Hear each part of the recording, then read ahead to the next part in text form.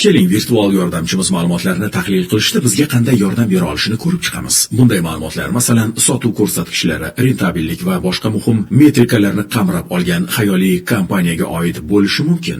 Bu tajriba orqali biz sun'iy intellektning shunday ma'lumotlar bilan qanday ishlay olishini sinab ko'ramiz. Birinchisi, faylni taqdim etish. Biz ChatGPT ga ma'lumot joylashgan Excel faylni yuklaymiz va unga shunday ko'rsatma beramiz. Iltimos, bu varaqdagi ma'lumotlarni tahlil qilib bering. Natijada virtual yordamchimiz sotuv va foyda kabi muhim ko'rsatkichlarni tahlil qiladi. Ma'lumotlarni batafsil o'rganib, bizga bir necha asosiy bandlarni tushunarli xulosalar tarzda taqdim etadi. Bu jarayonda u o'zini ma'lumot tahlili bo'yicha shaxsiy mutaxassisimiz sifatida namoyon etadi. Ikkinchisi, vizualizatsiya, grafiklar. Ma'lumotlarni chuqurroq anglash uchun unga quyidagi ko'rsatmani berishimiz mumkin. Iltimos, ushbu ma'lumotlar asosida 3 ta foydali grafikni taklif qiling va yarating. U o'sha zahotiyoq ma'lumotlarni tahlil qiladi, trendlar va muhim nuqtalarni ajratadi va ularni grafik shaklda taqdim etadi. Grafikalar aniq, raqamlar esa ishonchli bo'ladi albatta. Bu jarayon ma'lumot tahlili faqat analitiklar ishi emasligini, sun'iy intellekt yordamida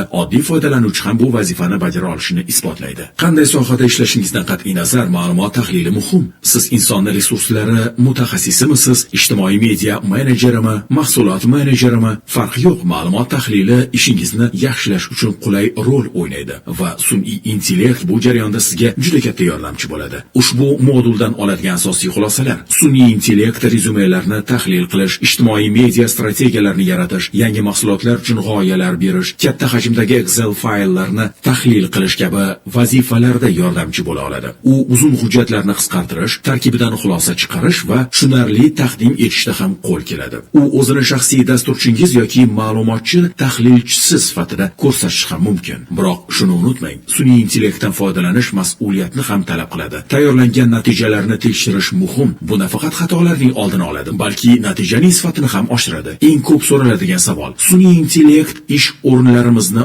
oladimi?